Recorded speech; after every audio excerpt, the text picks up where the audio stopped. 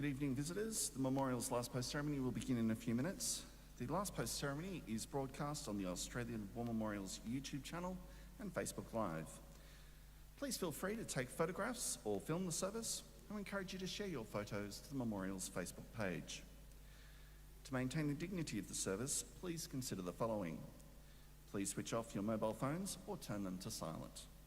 Parents, please closely supervise young children and be respectful and quiet throughout the ceremony, removing hats for the national anthem, the reading of the ode, and the sounding of the last post. If you are feeling faint or unwell during the ceremony, please sit down or approach one of the Visitor Services officers.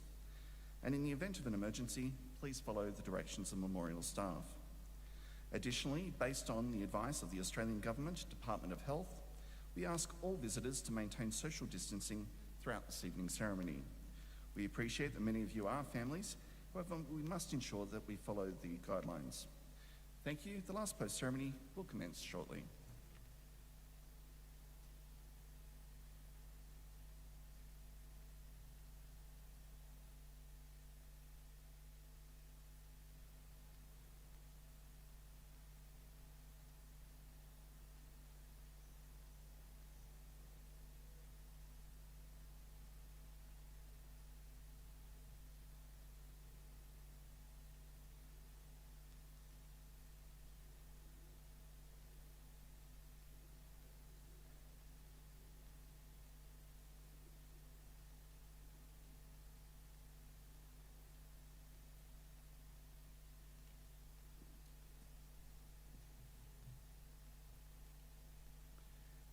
Good evening, visitors. Welcome to the Australian War Memorial's Last Post ceremony. My name is Troy Clayton, and joining us today from the Royal Australian Navy is Captain Ben Favell. We warmly welcome the family of Private Alan William Dalton, whose story will be told shortly by Captain Favell, who is Private Dalton's grandson. We welcome the veterans who have served, those that are still serving, and the families that love and support them. We also acknowledge the members of the RSL Services Clubs Association, RSL Victoria, and RSL Queensland who are watching this ceremony broadcast across Australia. During this evening's ceremony, wreaths will be laid at the base of the Pool of Reflection by family and visitors to the memorial. If you're able, please stand and join in singing the national anthem.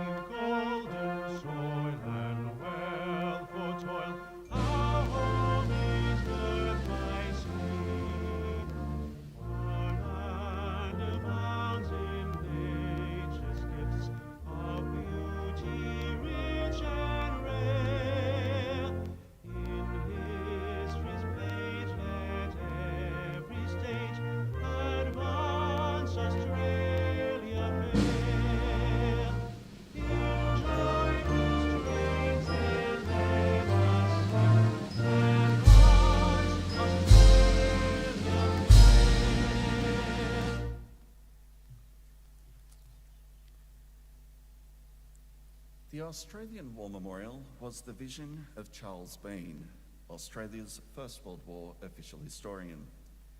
Bean landed with the Australian troops on Gallipoli and stayed with them at the front through to the end of the war. The idea of this national memorial and museum came to him at Pozières, France, in the depths of the bloody fighting of 1916. Bean's idea was that this would be a place where families and friends could mourn their loved ones buried in faraway places. It would also be a place that could help all Australians understand what these men and women had endured and what they had done for us. Bean's vision, to which we remain true, is best expressed as inscribed in the entrance to the memorial's galleries. Here is their spirit, in the heart of the land they loved, and here we guard the record which they themselves made. Tonight, we'll read the story behind just one of those on the Roll of Honour, which lists the names of more than 102,000 men and women who have given their lives for us in war and in operations for more than a century. But first, we present a lament, Flowers of the Forest. Wreaths or floral tributes will now be laid at the base of the Pool of Reflection.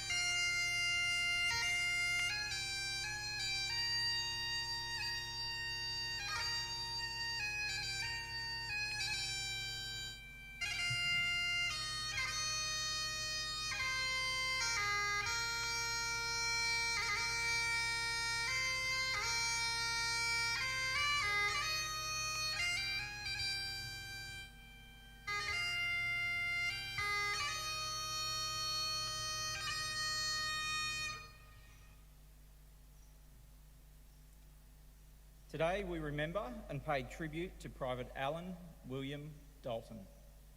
Alan Dalton was born in Geelong, Victoria on the 31st of August 1912, one of 8 children born to Flora and Alexander Dalton. Known as Joe to his family and friends, he joined all the males of the Dalton family in working in the wool industry. He eventually became a wool classer operating across rural Victoria. Dalton was very fit and athletic and was passionately involved in professional foot running. He won a number of events and ran 4th place in the prestigious Stawell Easter Gift of 1938. When war broke out, Dalton was working for the Wool Appraisal Board, which was a protected industry. However, 2 of his brothers enlisted early in the conflict and he was keen to join them. He was newly married. His wife Irene had recently given birth to a daughter, Jacqueline, and they tried to dissuade him from joining up.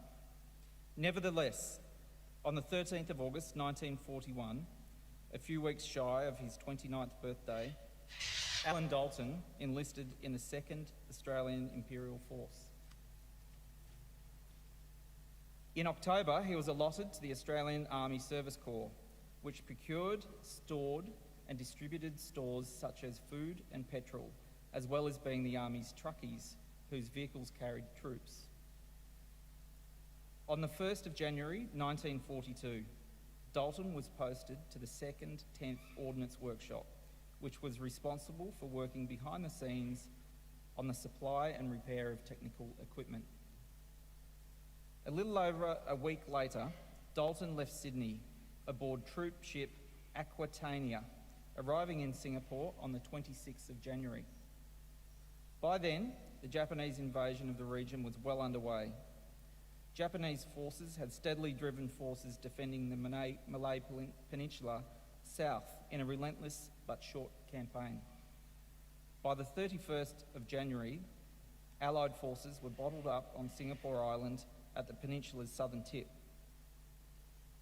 In the week of heavy fighting which followed, the defenders were unable to stem the Japanese advance. On the 8th of February, the the Japanese landed on the northwest of the island. Within 6 days, they were on the outskirts of Singapore City, which was also now under constant air attack.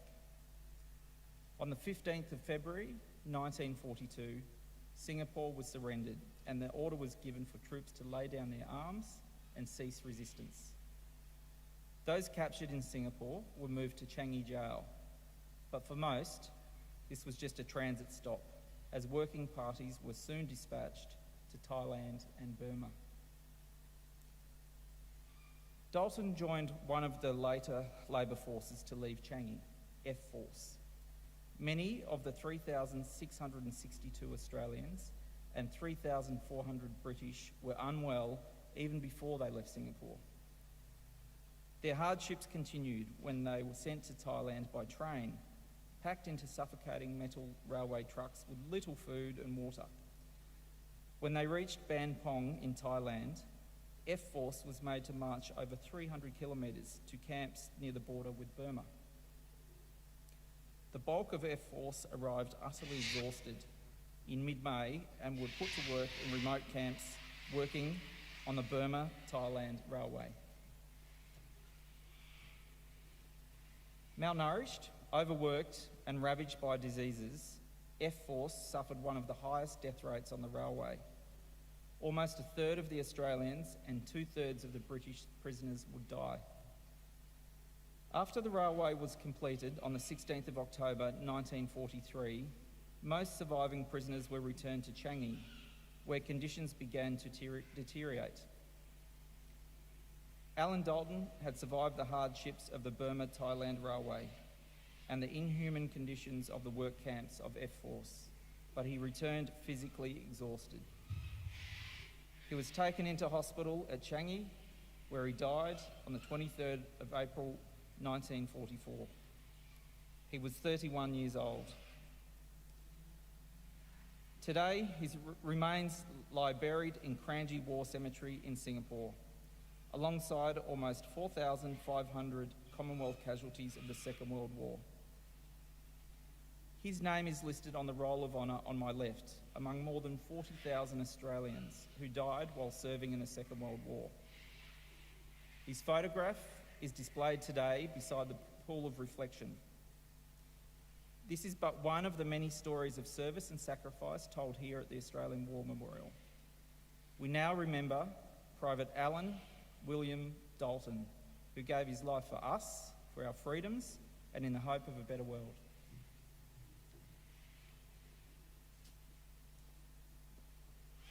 Please stand for the reading of the Ode and the sounding of the last post.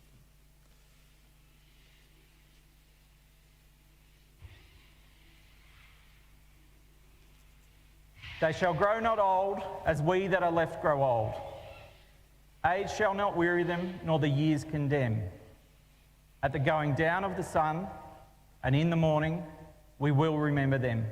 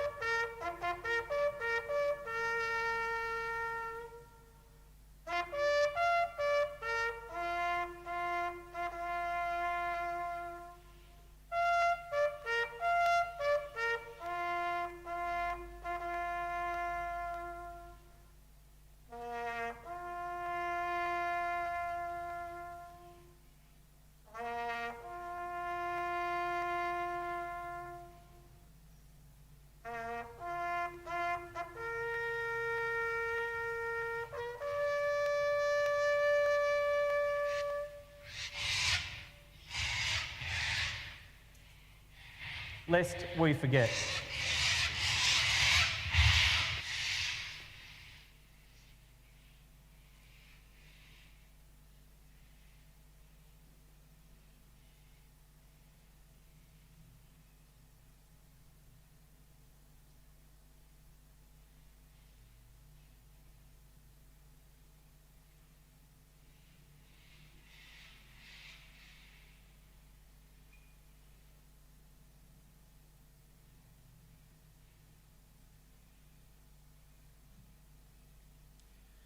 We leave you this evening with the words of the memorial's founder, Charles Bean.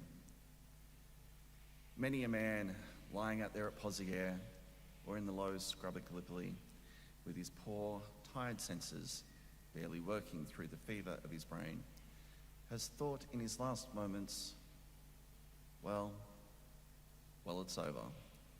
But in Australia, they will be proud of this. Ladies and gentlemen, girls and boys, that concludes the last post ceremony. We'd like to thank you for visiting the Australian War Memorial and wish you all a very good evening. Thank you.